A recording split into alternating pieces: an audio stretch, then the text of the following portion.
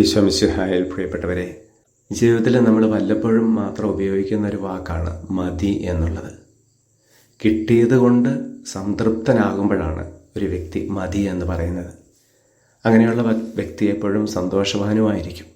പ്രാർത്ഥിക്കുമ്പോൾ നമുക്ക് എന്തെങ്കിലുമൊക്കെ വീണ്ടും വീണ്ടും കിട്ടണമെന്ന് ആഗ്രഹിച്ചാണ് ഒരാൾ പ്രാർത്ഥിക്കുന്നതെങ്കിൽ ഒരിക്കലും അയാൾ തൃപ്തനാകാൻ പോകുന്നില്ല.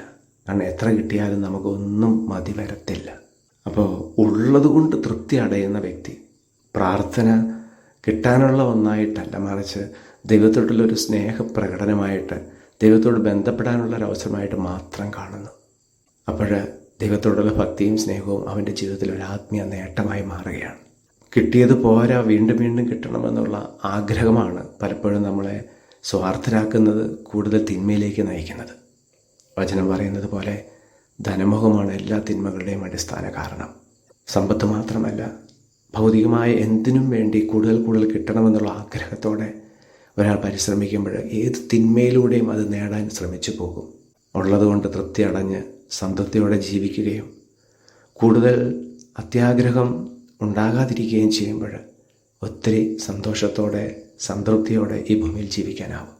കർത്താവെ, ഞങ്ങളെല്ലാവരെയും അങ്ങ് സമൃദ്ധമായിട്ട് അനുഗ്രഹിക്കുമാറാകണമേ, ഇപ്പോഴും എപ്പോഴും എന്നേക്കും. ആമേൻ.